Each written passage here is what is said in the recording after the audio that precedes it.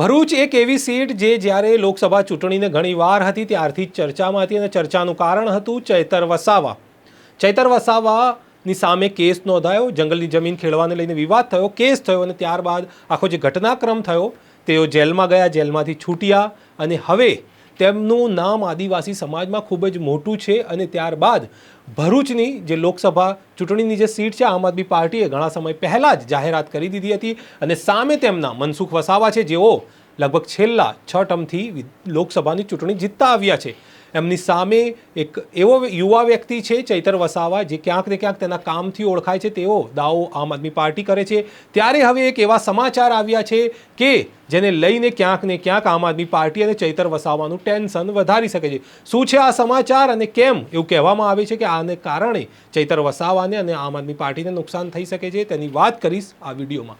નમસ્કાર, નવજીવન ન્યૂઝમાં આપનું સ્વાગત છે. હું છું આપની સાથે ફૈસલ મંસૂરી. ભરૂચ લોકસભા સીટ ખૂબ જ ચર્ચાસ્પદ સીટ રહી. ખાસ કરીને આ લોકસભાની વાત કરીએ તો લોકસભાની ચૂંટણીની જ્યારથી વાત હતી ત્યારથી આ ચર્ચાસ્પદ સીટ રહી. તેનું કારણ ચૈતર વસાવા હતા.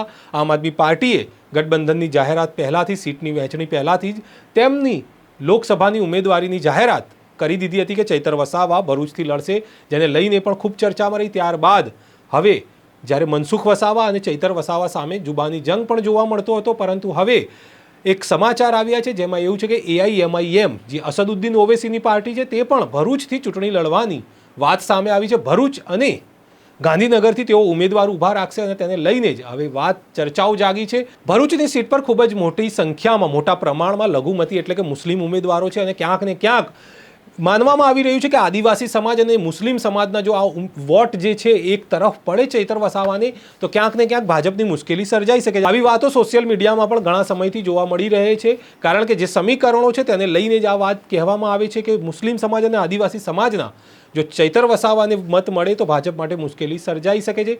આદિવાસી સમાજમાં તો ચૈતર વસાવા ખૂબ મોટું નામ થઈ ચૂક્યા છે, પરંતુ વાત આવે ભરૂચની. ભરૂચમાં ખૂબ જ મોટી સંખ્યામાં મુસ્લિમ ઉમેદવારો છે અને એના માટે જ ક્યાંક ને ક્યાંક હવે અસદુદ્દીન ઓવૈસીની પાર્ટી આવી ગઈ છે. અને જો આ વોટ વહેંચાઈ જશે તો ચૈતર વસાવાને ખૂબ જ મોટું નુકસાન થઈ શકે છે, કારણ કે છેલ્લા ઘણા સમયથી ચૈતર વસાવા દરેક સમાજમાં એક મોટું નામ થઈ ગયા છે.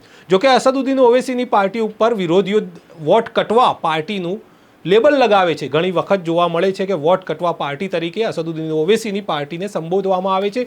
કોંગ્રેસ હોય, આમ આદમી પાર્ટી હોય, તે હંમેશા કહેતા હોય છે કે જે પાર્ટી સામે આવી રહી છે તે એક વોટ કટવા પાર્ટી છે, કારણ કે તેને ખબર છે કે તેઓ જીતવાના નથી, છતાં પણ તેઓ ઉમેદવારી નોંધાવે છે. એટલે કે હવે જોવાનું રહ્યું કે આ જે પાર્ટી ગાંધીનગર અને ભરૂચમાં ઉમેદવારી કરશે, અસદુદ્દીન ઓવૈસીની જે પાર્ટી છે AIMIM, તે આવવાથી કોને નુકસાન જાય છે. ભરૂચમાં એવું સમીકરણો જોઈને એવી વાત લોકો કહી રહ્યા છે.